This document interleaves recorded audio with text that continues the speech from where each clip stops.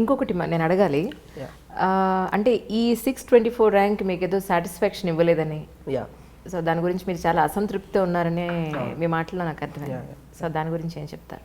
అంటే నేను preparation start చేసినప్పుడు ఒకటే అనుకున్నానండి, ఏమనంటే నాకు వస్తే మొదటి ర్యాంకే రావాలి, అది తప్ప నాకు వేరే ర్యాంక్ వద్దు అని. ఎగ్జామ్ రాసే ముందు వరకు నాకు అదే ఆలోచన ఉండింది, వస్తే మొదటి ర్యాంకే కొట్టాలి, ఇంకా వేరేది ఏమవుద్దు. ఎందుకంటే నేను always I wanted to be on top. నేను ఎంత ప్రిపేర్ చేయను, ఏమేమి బుక్స్ చదివానో నాకే తెలుస్తుంది. 10th క్లాస్ వరకు యావరేజ్ స్టూడెంట్, వెరీ యావరేజ్. తర్వాత టాప్ లోనే ఉండాలి, టాప్ లోనే ఉండాలి. సో రెండు కాంట్రాస్టింగ్ ఉన్నాయి, రెండు ధృవాలు. ఎందుకంటే ఇప్పుడు నేను అతను వర్మ గారిని చూసినప్పుడు ఏమి నేర్చుకున్నానంటే, ఈ ఎక్కడున్నా మీరు టాప్గా ఉండాలి, లైఫ్ని చాలా ఇంటెన్స్గా యూ హ్యావ్ టు లివ్ అని తన దగ్గర నుంచి నేను నేర్చుకున్నాను అనమాట. సో ఈ సివిల్ సర్వీస్ సిలబస్ కూడా నాకు తెలిసి చాలా దగ్గరగా ఉంది. హిస్టరీ కానీ పాలిటీ కానీ ఇండియా గురించి నేర్చుకోవడం అనేది నాకు చాలా బాగా అనిపించేది. సో ఇది నాకు వెల్ వర్స్ సబ్జెక్ట్ కాబట్టి నేను ఏమనుకున్నానంటే, దీంట్లో మనం ఎట్లాగో టాప్గా ఉండాలి. ఇప్పుడు మీరు ఎగ్జాంపుల్ ఏమైనా తీసుకోండి, ఇప్పుడు ఒక కొత్త అతను టాలీవుడ్లోకి వచ్చాడు ఇండస్ట్రీకి. అతను ఏమనుకుంటాడు, సినిమా తీసేటప్పుడు యావరేజ్ సినిమా తీద్దామని అయితే రాడు కదా, హిట్ సినిమా తీద్దామని వస్తాడు, సూపర్ హిట్ సినిమా తీద్దాం. అలా నేను కూడా దీంట్లోకి ఎందుకు వచ్చానంటే, ఫస్ట్ ర్యాంక్ కావాలని వచ్చాను. ఇప్పుడు ఏదైనా పని చేసినప్పుడు we want to be on the top. So నేను కూడా I wanted always first rank. But something went wrong, ఏమైందో తెలియదు. ఇప్పుడు నేను ఒకసారి ఇన్ ద హైండ్ సైడ్ ఒకసారి రీకాల్ చేసుకుంటే కొన్ని బ్లండర్స్ చేశానని నాకు తెలుసు మెయిన్స్లో, అండ్ హోప్ఫుల్లీ నెక్స్ట్ టైం అవి రిపీట్ చేయకుండా ఉంటానని నా ఫీలింగ్. ఇంకోసారి రాస్తారైతే రాద్దామని అనుకుంటున్నా. ఇప్పుడు నాకు హోప్ఫుల్లీ ఐపీఎస్ వచ్చే ఛాన్స్ చాలా ఎక్కువ ఉంది, అండ్ నాకు ప్రిఫర్ చేసిన క్యాడర్ కూడా వస్తుంది. సో రాయడంలో అసలు అర్థమే లేదు, బట్ బెటర్ ర్యాంక్ నాకు కావాలి. I want to launch my self in to the society with a better rank. That's your mental satisfaction. And I'm not for 624 is not for me అని నా feeling. ఇది ఇంకెవరిదో. అలాగే మీరు ఎస్పెషలీ ఛత్తీస్గఢ్ని ఎంచుకోవడానికి గల కారణం ఏమిటి? అక్కడ క్రైమ్ కూడా ఎక్కువ అంటారు కదా, మీ ఏజ్కి ఆ క్రైమ్ని ఎదుర్కొనేంత మెచ్యూరిటీ లెవెల్స్ ఉంటాయని మీ ఉద్దేశం? అది మైండ్ సెట్లో ఉంటుందండి. ఎప్పుడైనా మీరు ఎంత స్ట్రాంగ్గా ఉన్నారు మెంటల్గా, మీకు ఎంత క్లారిటీ ఉంది సబ్జెక్ట్ పైన, what you want to do, where have you come from అని అన్ని డిసైడ్ చేస్తాయి ఫ్యాక్టర్స్ అన్ని.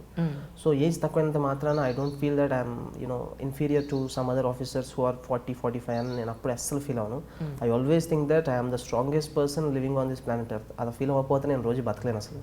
నేను నా మెంటల్ స్టేట్ చాలా స్ట్రాంగ్గా ఉంటుంది. అండ్ ఛత్తీస్గఢ్ ఎందుకు ప్రిఫర్ చేశానంటే, ఒక ఛత్తీస్గఢే ప్రిఫర్ చేయలేదు నేను. I prefer Chhattisgarh, I prefer Bihar, I prefer Jharkhand, I prefer జేఎండ్కే, I prefer Assam, Tripura. ఎక్కడ క్రైమ్ రేషియో ఎక్కువ ఉందో అక్కడ అనుకుంటున్నారు మీరు? లేదు, అంటే మీరు క్రైమ్ ఒకటే చూస్తున్నారు, ఎందుకంటే ఇప్పుడు నేను ఐపీఎస్ పెట్టాను కాబట్టి. కానీ ప్రాబ్లం ఏంటంటే అక్కడ సొసైటీ కూడా చాలా డెవలప్ అవ్వాలి ఇంకా. ఎందుకంటే ఇప్పుడు నేను పెట్టే ముందు లాజికల్ బేసిస్లో పెట్టానండి. ఇప్పుడు క్యాడర్స్ ప్రిఫర్ చేస్తారు జనరల్గా, స్టూడెంట్స్ క్యాడర్స్ ప్రిఫర్ చేస్తారు. I'm not demeaning them. జనరల్గా ఒక యావరేజ్ స్టూడెంట్ అన్నాడు ఎట్లా క్యాడర్ ప్రిఫర్ చేస్తారంటే, అప్లికేషన్ ఫామ్ వస్తుంది, దానిలో క్యాడర్స్ అన్ని జోన్స్ ఏవో కొత్త సిస్టమ్ వచ్చింది. ఇప్పుడు ఎట్లా ప్రిఫర్ చేస్తానంటే, we want to be in our home state. ఎందుకంటే ఇది మాకు బాగా తెలుసు కాబట్టి, ఇక్కడ ఉంటే బాగుంటుంది, మా ఫ్యామిలీ అంతా ఇక్కడే ఉంది, వాళ్ళని నేను I have to take care of them. So అవన్నీ వాళ్ళ ఫ్యాక్టర్స్ ఉంది, అవన్నీ బేసిస్ మీద హోమ్ స్టేట్ అనేది సెలెక్ట్ చేసుకోవడానికి ఎక్కువ ఛాన్స్ ఉంటుంది. హోమ్ స్టేట్ తర్వాత they opt which is more peaceful. And southern states అనేవి చాలా పీస్ఫుల్గా ఉంటాయి compare to northern states. And so Tamil Nadu అవ్వచ్చు, కర్ణాటక అవ్వచ్చు, కేరళ అవ్వచ్చు, ఇవన్నీ ప్రిఫర్ చేయడానికి చాలా మంది ఇష్టపడతారు, మహారాష్ట్ర లాంటివి. ఎందుకంటే ఇక్కడ మోర్ పీస్ ఉంటుంది కంపేర్ టు నార్త్. బీహార్ అవ్వచ్చు, జార్ఖండ్, ఛత్తీస్గఢ్, మధ్యప్రదేశ్ లాంటివి వాళ్ళు జనరల్గా ప్రిఫర్ చేయరు. కానీ నా కేసు వచ్చేప్పటికి నేను ఏమనుకున్నానంటే, I don't want to live my life as like others. అంటే పొద్దున్న లేసామా, పుట్టాము, స్కూల్కి వెళ్ళిపోయాము, పిల్లలు కన్నా వాళ్ళ పెళ్ళిళ్ళు చేసాం, చచ్చిపోయాము, ఈ లైఫ్ నాకు బోర్ పడుతుంది. I want a challenging life. I want to live my life so intensely. So నేను ఎట్లా ఫీల్ అయ్యానంటే, ఎక్కడైతే డెవలప్మెంట్ లేదో అక్కడికి వెళ్ళి పని చేద్దామని ఫీల్ అయ్యాను. అప్పుడు నేను ఏం చూసానంటే, నాకు 2 ఇండిసెస్ కనపడినాయి. అంటే వేరే ఇండిసెస్ చాలా ఉండొచ్చు, ఇండెక్స్ అంటే జస్ట్ ఒక నెంబర్ కనపడినాయి. హ్యూమన్ డెవలప్మెంట్ ఇండెక్స్ అని ఒకటి ఉంటుంది, యునైటెడ్ నేషన్స్ వస్తుంది. ఇంకోటి సోషల్ ప్రోగ్రెస్ ఇండెక్స్ అని ఉంటుంది. ఆ 2 ఇండెక్స్లు చూసి ఎక్కడైతే వాటి నెంబర్స్ చాలా లోలో ఉన్నాయో, ప్రోగ్రెస్ అనేది చాలా లోలో ఉందో చూసి I opted for Chhattisgarh, Odisha, Bihar, Jharkhand etcetera. So అక్కడ నేను పని చేస్తే ఎఫెక్ట్ ఎక్కువ ఉంటుంది. దోస్ ఏరియాస్ రిక్వైర్ మీ అని నా ఫీలింగ్ అనమాట. More than I require those areas require me. వాళ్ళకి నా అవసరం ఎక్కువ ఉందని నా ఫీలింగ్. అందుకే అక్కడ పని చేద్దామని డిసైడ్ అయ్యి నేను అట్లా ఆఫ్ చేసుకుంటూ వచ్చాను. So purely on a logical basis I went, not on some emotional basis. On మా ఫ్యామిలీని నేను టేక్ కేర్ చేయాలి, ఇవన్నీ నాకు సెకండరీ అనిపించినాయి. First I have to serve the. మీది ఒక మధ్యతరగతి కుటుంబం, మీ తమ్ముడు, అమ్మ, నాన్న, ఒక జనరల్ కామన్గా ఉండే ఒక మధ్యతరగతి కుటుంబంలో మీరు ఒంటరిగా ఉండడానికి ఎందుకు ఇష్టపడతారు అనేది నాకు అర్థం కాలేదు. ఇప్పుడు అదే అండి, ఇప్పుడు ఒంటరిగా అంటే, ఇప్పుడు నేను ఒంటరిగా ఉంటున్నాను చాలామంది అనుకుంటారు, కానీ నా బ్రెయిన్లో 1,00,000 థాట్స్ ఉన్నాయి. ఆ థాట్స్తో నేను బతుకుతున్నాను. సో నేను ఇప్పుడు ఒంటరిగా లేను. అండ్ నేను అంటే Persons కి పీపుల్తో పర్సన్స్ దూరంగా ఉంటాను. ఎందుకంటే ఇప్పుడు నేను పబ్లిక్ గ్యాదరింగ్స్కి ఐ డోంట్ అటెండ్. ఎందుకంటే బాగున్నారా, ఎప్పుడు వచ్చారు, కాఫీ తాగుతారా, ఇవన్నీ నాకు బోర్ పడతాయి. So I don't attend public gatherings. మా ఫ్యామిలీలో కూడా నాకు ఎవరు తెలియదు. ఇప్పుడు బుక్ నా వాళ్ళని చూపిస్తే ఇతను మా ఫ్యామిలీ అని నాకు అనిపిస్తుంది.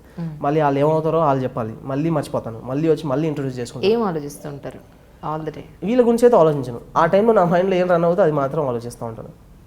అండ్ ఒంటరిగా ఉండడానికి నేను ఇష్టపడతాను. ఎందుకంటే ఒంటరిగా ఉన్నప్పుడు నన్ను నేను ఇంట్రోస్పెక్ట్ చేసుకోవడానికి నాకు ఎక్కువ ఛాన్స్ ఉంటుందని నా ఫీలింగ్. పీపుల్తో ఇంటరాక్ట్ అయిన దానికంటే కూడా I like interacting with people, but wave length match అవ్వాలి ఆ పర్సన్కి నాకు, లేకుంటే నేను ఇంటరాక్ట్ అవ్వను, అవ్వలేను కూడా. ఇప్పుడు ఇన్ని రోజుల నుంచి 4-5 years నుంచి మా ఫ్రెండ్స్తో ఉంటున్నానంటే they have the same wavelength like me. మేము మా ఫ్రెండ్స్ ఎవరైనా అవ్వచ్చు, we don't kind of connect emotionally to anything, we go on a logical basis. మా ఫ్రెండ్స్ కానీ ఇంకేదైనా కానీ. సో మేము బిల్డప్ చేసుకుంటూ వచ్చాం ఈ కైండ్ ఆఫ్ థింకింగ్ని కానీ ఇంకా దేన్ని కానీ. సో ఇన్ని రోజులు వాళ్ళతో ఉంటానంటే only because our wavelengths have matched, మా రూమ్లో కానీ ఇంకా దేంట్లో కానీ. సో సొల్లు చెప్పినా నాకు నచ్చదు, ఎక్కువ మాట్లాడినా నాకు నచ్చదు. I try to be calm as much as possible. నేను అస్సలు మాట్లాడను ఎవరితో. అది చాలామంది పొగరు అనుకుంటారు, కానీ అది పొగరు కాదు, మాట్లాడి చేసేది ఏమీ లేదని దాని నుంచి వచ్చింది అది. ఎందుకంటే ఇప్పుడు ఏదో ఒకటి మాట్లాడడం వేస్ట్ కదా అని నా ఫీలింగ్. ఎక్కడ ఛాన్స్ ఉంటే అక్కడే మాట్లాడేది, ఎంత మాట్లాడేది అంతే మాట్లాడేది. సో పని చేయాలి కానీ మాటలు తక్కువ అని నేను నమ్ముతాను దాన్ని. సో నేను క్యాజువల్గా పీపుల్తో ఇంటరాక్ట్ అవ్వడానికి ఇష్టపడను, కానీ ఒకవేళ అతను వేవ్ లెంత్ మ్యాచ్ అయితే మాత్రం I will not leave him anybody. Yeah. అంటే మీ ఫ్రెండ్స్ ఎవరు మిమ్మల్ని సైడ్ ట్రాక్ తీసుకెళ్ళడానికి ట్రై చేయలేదా? సినిమాలను, లేకపోతే అబ్బాయి ఇప్పుడు చూసిన పుస్తకం ముందు కూర్చుంటారంటారా, సరదాగా బయటకు వెళ్ళని రాను, ఇలా అన్న సందర్భాలు ఎప్పుడు లేవా? నేనే ఇంకెక్కువ సైడ్ ట్రాక్ చేస్తూ ఉంటాను. నేను సినిమాలను ఇంకా దేంట్లోనో నాకు సినిమాలను చూడడం అంటే చాలా ఇష్టం అండి. వారానికి ఒక్క సినిమా అయినా కంపల్సరీ చూసామండి. మా ఫాదర్ తెలియదు, ఇప్పుడు ఇంటర్వ్యూ చూస్తే నన్ను కొడతానేమో రేపు తెలియదు. ఎప్పుడు చెప్పను అతనికి, చెప్తే అతను కంగారు పడతాడు, టెన్షన్ పార్టీ అనమాట. నేను ఏం చేస్తానో నాకు తెలుసు. సినిమా చూడడం వల్ల నాకు పోయేది ఏమీ లేదని నాకు తెలుసు. ఈ సినిమా చూడడం వల్ల నాకు సివిల్స్ రాదా అది పక్కన పెట్టండి. ఒక సినిమా చూస్తే పోయేది ఏమీ లేదు, జస్ట్ 2 hours నాకు ఎంటర్టైన్మెంట్ అని నాకు తెలుసు. కానీ నేను సినిమాని చూసే కోణం కూడా చాలా డిఫరెంట్గా ఉంటుందని నాకు తెలుసు అండి. ప్రతి సీన్ని నేను చాలా డిఫరెంట్గా చూస్తాను. ఎందుకంటే చదువుకొని వచ్చాను కదా, అదే సినిమాల్లో కూడా అప్లై చేస్తూ ఉంటాను. అది ఎంత లాజికల్గా ఉంది, ఏ బేసిస్ మీద ఉంది, ఆ కాన్సెప్ట్ నాకు ఎంత ఇంట్రెస్ట్ లాంటివి అనమాట. ఒక సినిమాలు చూడడం నాకు ఒక అలవాటు, చాలా ఎక్కువ చూసామండి సినిమాలు. కానీ కొన్ని టైప్ ఆఫ్ సినిమాలు అంటేనే ఇష్టం. మళ్ళీ పిచ్చి పిచ్చి సినిమాలు, ఈ లవ్ కైండ్ ఆఫ్ సినిమాలు నాకు అసలు నచ్చవు. నాట్ ఫర్ లవ్ అనమాట. I do not love anyone. ఈ లవ్ బ్యాక్గ్రౌండ్లో ఉన్న సినిమాలు ఏవి నాకు నచ్చవు. ఒక kind of hard hitting realistic intense films అంటే నాకు చాలా ఇష్టం. అందుకే వర్మ గారు కూడా కనెక్ట్ అయిపోయారు నాకు. అండ్ అట్లా అనమాట. సినిమాలు చూడడం ఒకటి నాకు ఆ హ్యాబిట్ అండి. ఇప్పుడు ఈ మధ్యన ఒక కొత్త హ్యాబిట్ ఉంది, ఫుడ్ ఎక్కువ తినడం ఒక కొత్త హ్యాబిట్ అయిందనమాట. ఫుడ్ మీద కొంచెం ఇంట్రెస్ట్ ఎక్కువ వచ్చింది. సినిమాలు, food, other than reading, these 2 are my some other interests.